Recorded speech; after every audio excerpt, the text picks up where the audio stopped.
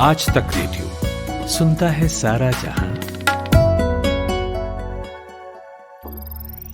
ज्ञान ध्यान।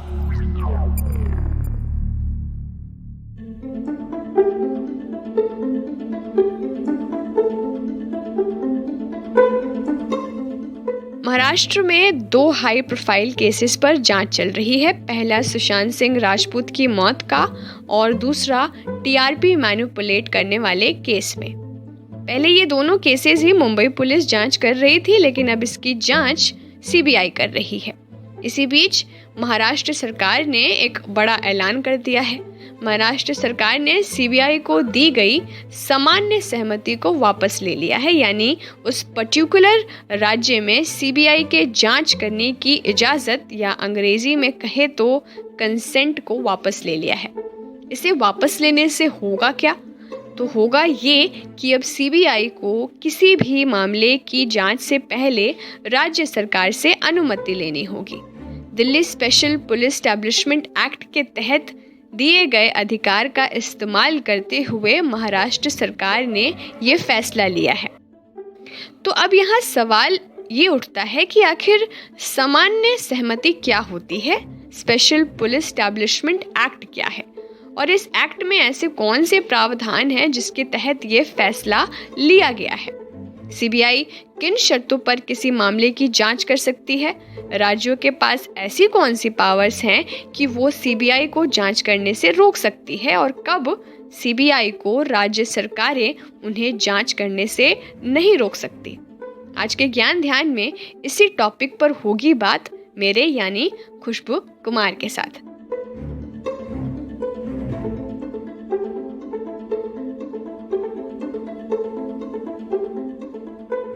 तो चलिए सबसे पहले ये जान लेते हैं कि आखिर सीबीआई का गठन कब और क्यों करना पड़ा था। देखिए, सीबीआई का फुल फॉर्म है central bureau of investigation, Hindi में केंद्रीय अन्वेषण ब्यूरो। ये देश की सबसे बड़ी केंद्रीय जांच एजेंसी है।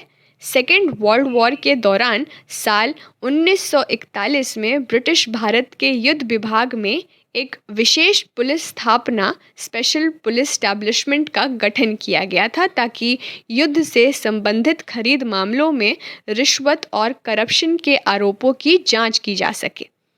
दिल्ली विशेष पुलिस स्थापना अधिनियम, अंग्रेजी में Delhi special police establishment DSP act 1946 को लागू करके भारत सरकार के अलग अलग विभागों में भ्रष्टाचार के आरोपों के जांच के लिए एक एजेंसी के रूप में इसकी औपचारिक शुरुआत की गई। 1 अप्रैल 1963 को इसका नाम बदलकर सेंट्रल ब्यूरो ऑफ इन्वेस्टिगेशन कर दिया गया। इसके साथ ही जांच के दायरे को भी बढ़ाया गया और इसमें भ्रष्टाचार के अलावा संगीन अपराध भी जोड़े गए। महाराष्ट्र सरकार के इस नए रुख के बाद ये सवाल तो ज़रूर उठता है सभी के मन में कि आखिर सीबीआई का क्षेत्र अधिकार कहाँ तक है, आखिर ये एजेंसी कितनी पावरफुल है। तो सीबीआई की जो पावर्स हैं, Delhi special police establishment act 1946 से संचालित होती है। मतलब सीबीआई अपनी जांच डीएसपी एक्ट के तहत करती है। ये शक्तियां दिल्ली और केंद्र शासित प्रदेशों में लागू होती है। एक्ट के तहत सीबीआई सिर्फ केंद्र शासित प्रदेशों में खुद से जांच शुरू कर सकती है। केंद्र शासित प्रदेशों के अलावा केंद्र सरकार सीबीआई की शक्तियों के दायरे को बढ़ा सकती है, लेकिन राज्य सरकार की सहमति होनी चाहिए। जांच सीबीआई तब भी करती है जब हाई कोर्ट या सुप्रीम कोर्ट उसे ऐसा करने के आदेश देते हैं। ऐसे केस में जहां सुप्रीम कोर्ट या हाई कोर्ट जांच के आदेश दे, वहां राज्य की अनुमति ज़रूरी नहीं है। अब चूंकि हर केस में इजाज़त की ज़रूरत ना पड़े, इसी के लिए सभी राज्यों ने सीबीआई को इजाज़त दे रखी है, जिसे जनरल कंसेंट भी कहते हैं। अब सीबीआई कब कब जांच कर सकती है? पहला, केंद्र सरकार के कर्मचारियों के खिलाफ शिकायत या पब्लिक सेक्टर की कंपनियों या पब्लिक सेक्टर के कर्मचारियों के मामले में। दूसरा, केंद्र सरकार की वित्तीय हितों से जुड़े मामलों में। तीसरा, केंद्र सरकार की तरफ से लागू किए जाने वाले कानून तोड़ने पर। चौथा, कोई बहुत बड़ा घोटाला या गबन, ऐसा अपराध जिसमें कई राज्य के लिंक जुड़े हों। पांचवा, मल्टी एजेंसी या अंतर्राष्ट्रीय मामले में। अब ये सब तो बात हो गई सीबीआई से जुड़े उसके इतिहास के बारे में, उसके पावर्स के बारे में, लेकिन अब जो बात मैं कर रही हूँ वो आम सहमति को लेकर है। तो चलिए समझते हैं कि आखिर ये आम सहमति है क्या। केंद्रीय एजेंसी होने के नाते अगर केस की जांच सीबीआई को करनी है तो उसे राज्य सरकार से सहमति लेना ज़रूरी है। सहमति भी यहाँ दो तरह की होती है। पहला, आम सहमति, जिसे अंग्रेजी में जनरल कंसेंट कहते हैं। Delhi special police establishment act के सेक्शन 6 के अंतर्गत ये प्रावधान है। मतलब सीबीआई को राज्य सरकार ने पहले से मंजूरी दे रखी हो कि वो राज्य में आकर जांच कर सकती है। अगर राज्य द्वारा सहमति नहीं दी गई है तो सीबीआई को हर एक मामले में जांच करने से पहले राज्य सरकार से सहमति लेना ज़रूरी होगा। उदाहरण के लिए, अगर सीबीआई मुंबई में किसी ऐसे व्यक्ति के खिलाफ रिश्वत के मामले की जांच करना चाहती है तो उसे मामला दर्ज करने के लिए महाराष्ट्र सरकार के पास सहमति के लिए आवेदन करना पड़ेगा। अब जो दूसरा है उसे खास सहमति कहते हैं, अंग्रेजी में स्पेसिफिक कंसेंट। ये सहमति जो है वो केस टू केस दी जाती है, मतलब किसी खास केस के लिए अलग से सहमति। ऐसा क्यों होता है कि राज्य जो है वो सीबीआई जांच की सामान्य सहमति वापस ले लेती है? तो ज़्यादातर मामलों में ये देखा गया है कि सहमति वापस लेने की आम वजह केंद्र और राज्यों के बीच शक्तियों के खींचातानी की वजह से होता है। राज्य बार बार ये आरोप लगाते रहे हैं कि केंद्र सरकार सीबीआई का इस्तेमाल अपने राजनीतिक विरोधियों को डराने के लिए करती है। अब आप ये सोच रहे होंगे कि क्या महाराष्ट्र पहला ऐसा राज्य है जिसने सीबीआई से सामान्य सहमति वापस ली है? तो जवाब है नहीं। महाराष्ट्र से पहले कई राज्यों ने ऐसा किया है।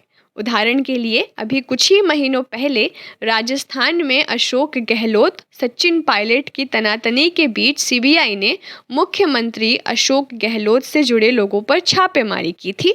राजस्थान ने बिना सरकार की अनुमति के सीबीआई के सामने नो एंट्री का बोर्ड लगा दिया था। जनवरी 2019 में छत्तीसगढ़ में सीएम भूपेश बघेल ने बगैर अनुमति के किसी भी तरह की जांच में सीबीआई की एंट्री पर रोक लगा दी थी। 2018 में आंध्र प्रदेश और पश्चिम बंगाल ने भी ऐसा ही किया था। 2003 में सिक्किम ने भी आम सहमति वापस ले ली थी। इसके अलावा नागालैंड और मिजोरम भी आम सहमति वापस ले चुके हैं। तो क्या महाराष्ट्र सरकार का ये जो फैसला है पुराने केसेस को भी प्रभावित करेगा, ये आप सोच रहे होंगे। तो आपको बता दूं कि सुप्रीम कोर्ट ने साफ तौर पर कहा है कि जिस मामले में जांच के आदेश उसने या हाई कोर्ट ने दिए हैं उसमें राज्य सरकार की इजाज़त की ज़रूरत नहीं होगी। इससे ये साफ है कि सुशांत केस में सीबीआई जांच पर महाराष्ट्र सरकार के इस फैसले का कोई असर नहीं होगा। सुशांत ही नहीं, जिन मामलों में जांच शुरू हो चुकी है उन पर भी इस आदेश का असर नहीं पड़ने हो। तो कुल मिलाकर यही है कि इस नए आदेश का असर उस दिन से होगा जिस दिन ये फैसला लिया गया। तो ये थी सीबीआई को लेकर उसके इतिहास और पावर से जुड़ी जानकारी। अगर आपके ज्ञान में हमने कुछ इजाफा किया हो तो हमें लिख भेजिए। पता है radio@aajtak.com पर। साथ में हमें ये भी लिख भेजिए कि आप और किस विषय पर ज्ञान ध्यान सुनना चाहेंगे। मेरा नाम खुशबू कुमार है और ऐसे ही दिलचस्प जानकारियों के लिए सुनते रहिए आज तक रेडियो। दिन भर की हलचल के बाद जब शाम ढल जाए तो चले आइए आज तक रेडियो पर। खबरों के सबसे अहम पड़ाव तक ले चलेंगे आपको। तसल्ली से बताएंगे कि दिन में हुआ क्या और जो हुआ उसका मतलब आपके लिए क्या था। फील्ड पर रहने वाले रिपोर्टरों की फौज है हमारे पास, एक्सपर्ट्स का जखीरा है। ये सब होते हैं इस डेली न्यूज एनालिसिस पॉडकास्ट में जिसका नाम है दिन भर। सोमवार से शुक्रवार हर शाम आज तक रेडियो पर।